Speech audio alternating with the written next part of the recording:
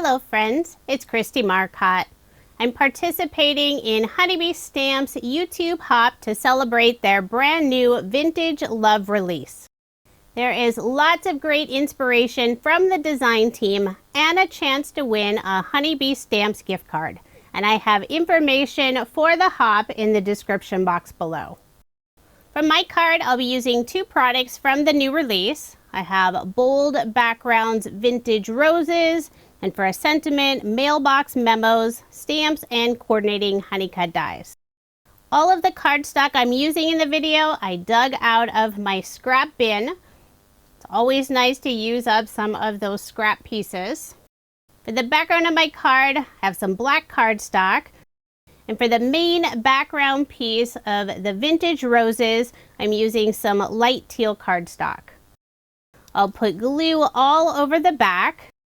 I'm using Barely Art Precision Craft Glue.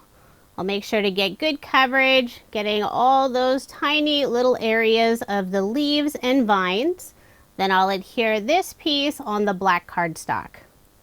While I wait for the glue to fully adhere, I'll place a large acrylic block on top for some added weight. Then I'll set this piece aside and start working on the Vintage Roses.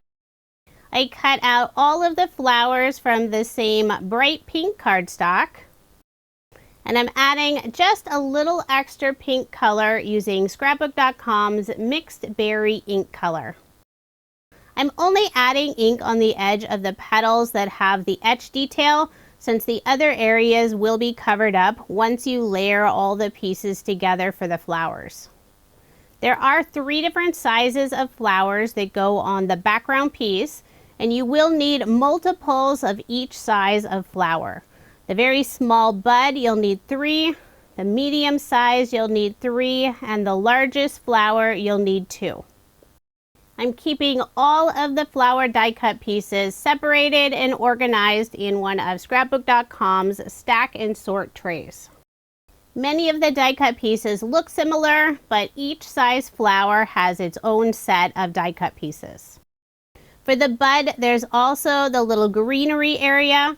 I'm using a slightly darker teal cardstock, adding a little extra ink to the end using Catherine Pooler's Uptown ink color.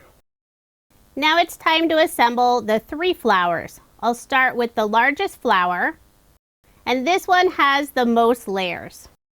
Technically, this isn't one of Honeybee Stamp's lovely layer sets, but it's very similar.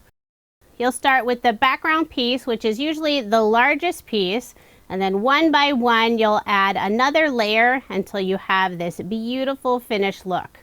And if you have all those pieces layered up correctly, the finished flower will have beautiful edge detail. You shouldn't see any of the pieces that don't have the edge detail. And Honeybee Stamps usually has the layering guide that you can download on their website.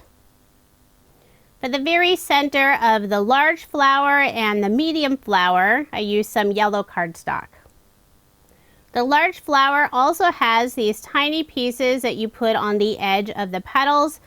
You could cut those out of a lighter shade of cardstock so they have a little more contrast, but I decided to go with the same pink color for all of the pieces.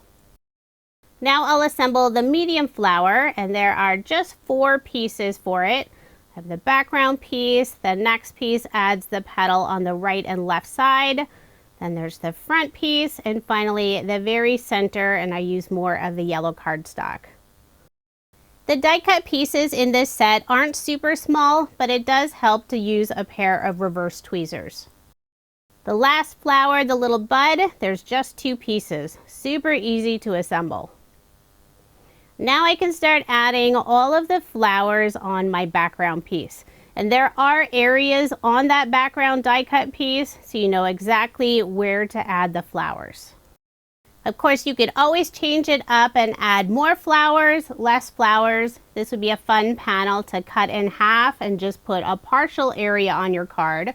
But for my card today, I decided to go with the full card panel since it's beautiful. One by one, I'll glue down all of the flowers, And the nice thing about using liquid adhesive, you have that little bit of wiggle time to get everything adjusted. I'm trying to adhere the flower so you don't see any of the teal cardstock underneath the flower. Just to save time on the video, I've already assembled the rest of the flowers. Just glue all of those on my background piece. I love this bright pink against the teal and black background. I think it looks so pretty. I have one more medium flower to adhere and two more of the buds. Those will go in the upper left-hand corner. Went a little crazy with the glue, so I was trying to wipe it away with the end of my tweezers. But luckily the glue will dry clear, so even if I have that tiny bit, no one will notice it. So there is the background panel all finished. Love how this looks. Using some gold watercolor paint, I'll add a beautiful splatter all over the background. Decided to use the white gold so it does look more silver. I'll first spritz some water on the paint, use my paintbrush and lightly tap it over my card. I love using this technique, super easy way to add a lovely shimmer on your card or project. I did set aside the card to let that paint dry. Next I'll add the sentiment, and I've already stamped and heat embossed a happy hello. The sentiment is from the Mailbox Memos set, and I cut it out using the coordinating honeycut dies.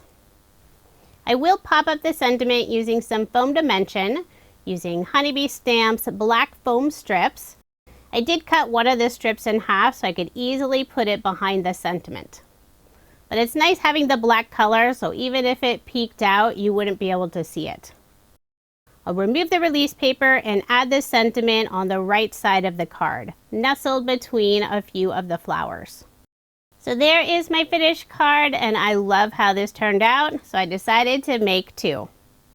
If you are interested in any of the products I used in this video, I do have links in the description box below.